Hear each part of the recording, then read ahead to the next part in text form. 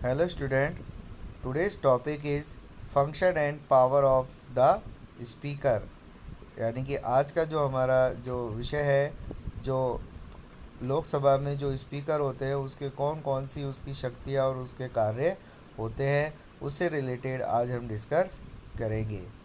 The speaker of the Lok Sabha hold almost all these right similar to the speaker of house of common in British parliament.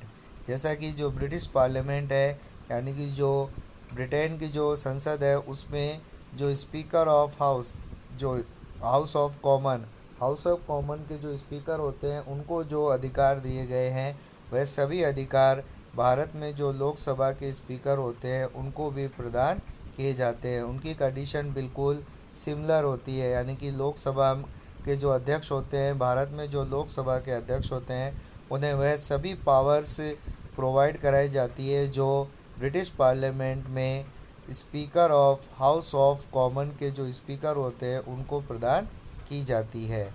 उनमें से कुछ निम्न हैं, जैसे all the meeting of Lok Sabha are chaired by speaker and the discipline and decorum of the house is also maintain by him.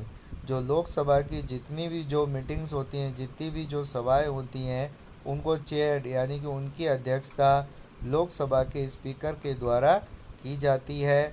और ऐसी जो meetings होती हैं उनमें डिसिप्लिन यानी अनुशासन बनाए रखने की पूरी जिम्मेदारी भी लोकसभा के स्पीकर की होती है।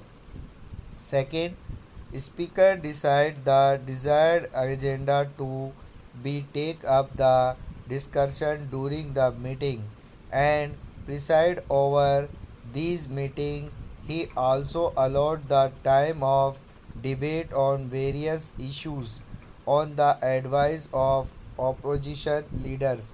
यानी कि जो स्पीकर होता है, जो लोकसभा का अध्यक्ष होता है, वही ये डिसाइड करता है कि जो लोकसभा की जो मीटिंग है, जो सभा है, उसमें किस बात पर डिस्कशन, किस बात पर विचार विमर्श किया जाएगा और मीटिंग के अंदर किसे अलाउ किया जाएगा, कितना टाइम डिबेट के लिए यानी कि बहस के लिए कितना टाइम दिया जाएगा और कौन कौन से जो इश्यूज़ हैं, अलग अलग जो विवाद है, उनको प्रेजेंट किया जाएगा और जो ऑपोजिशन लीडर्स यानी कि विपक्ष के जो नेता हैं, उन्हें बोलने, उनकी एडवाइस को किस तरीके से माना जाएगा।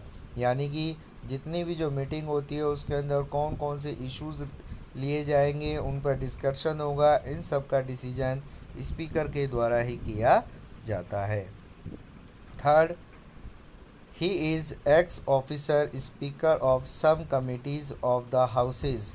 यानी कि जो स्पीकर होता है वो जो हाउस यानी कि लोकसभा की कुछ जो कमिटीज़ होती है, लोकसभा के द्वारा जो कुछ कमेटी बनाई जाती है, उनको चेयर, उनकी अध्यक्षता करने का, उनके सभापति होने का काम स्पीकर के द्वारा ही किया जाता है।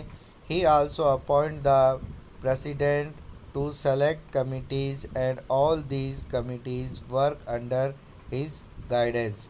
यानी कि जो प्रेसिडेंट होते हैं या इन जो कमिटीज़ होते हैं, उनके जो प्रेसिडेंट होते हैं, उनको अपॉइंट करने का काम भी स्पीकर के द्वारा ही किया जाता है। और ये जो सभी कमिटीज़ होती है, जितनी भी लोकसभा के अंडर में जो कमिटीज़ आती है, वो स्पीकर की गाइडेंस में ही काम करती हैं। Fourth is only speaker can decide whatever A bill is money bill और नॉट। केवल जो स्पीकर होता है, लोकसभा का जो स्पीकर होता है, वही ये डिसाइड करता है कि कोई जो बिल है, कोई जो विधेयक है, वो मनी बिल है या नहीं, यानी कि धन विधेयक है या नहीं। इसको डिसाइड करने, इस पे निर्णय लेने का संपूर्ण अधिकार लोकसभा अध्यक्ष के पास ही होता है। और six, all the correspondence between parliament and the president is done by the speaker. जो स्पीकर होता है, लोकसभा का जो अध्यक्ष होता है, वो पार्लियामेंट यानी कि जो संसद की जितनी भी कार्रवाई होती है उसकी जानकारी प्रेसिडेंट यानी राष्ट्रपति तक पहुंचाने का काम करता है और राष्ट्रपति की एडवाइस जो पार्लियामेंट तक पहुंचाने का काम भी ये करता है। इट मीन्स जो स्पीकर होता है वो पार्लियामेंट और जो प्रेसिडेंट होता है उसके बीच में एक ब्रिज का काम करता है।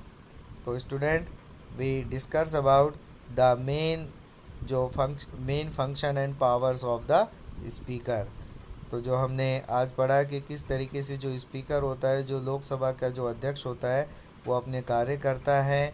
उसके साथ साथ हमने जो फॉर्मेशन, लोकसभा का जो फॉर्मेशन पढ़ा, उसके अंदर हमने देखा कि जो नंबर ऑफ मेंबर्स है लोकसभा के, जो मेंबर्स होते हैं, मैक्सिमम मेंबर्स 552 552 जो मेंबर्स लोकसभा में हो सकते हैं, जिसमें से 530 members elected by the state, 20 members elected by the union territories and 2 member nominated by the president. Election process में हमने देखा कि जो 18 ईयर्स ओल्ड, जितने भी इंडिया में जो 18 ईयर्स ओल्ड पर्सन है, वो जो मेंबर ऑफ लोकसभा के को वोटिंग करते हैं। एलिजिबिलिटी यानी कि जो मेंबर ऑफ लोकसभा में जो कैंडिडेट होते हैं, उनको कौन कौन सी उनमें जो योग्यताएं होनी चाहिए, उसमें सबसे पहले the citizen of India, he must completed age of 25 years, उसकी आयु 25 वर्ष या उससे अधिक होनी चाहिए। वह किसी लाभ के पद पर कार्यरत नहीं होना चाहिए। साथ ही साथ वह बैंक करप्ट और जो पागल घोषित नहीं होना चाहिए। जहाँ बात लोकसभा के कार्यकाल की आती है, तो लोकसभा का कार्यकाल 5 वर्ष का होता है, परंतु अगर राष्ट्रपति इसे प्राइम मिनिस्टर यानी कि प्रधानमंत्री की सलाह से इसे पहले भी डिसॉल्व कर सकता है। अब तक ऐसा 9 बार हो चुका है। जो लोकसभा का जो सेशन होता है, उसे बुलाने का काम राष्ट्रपति के द्वारा किया जाता है, और 2 सेशन के बीच में 6 मंथ से ज़्यादा का जो डिस्टेंस है वो नहीं होना चाहिए। तो ये सभी जो लोकसभा के फॉर्मेशन के बारे में हमने पढ़ा।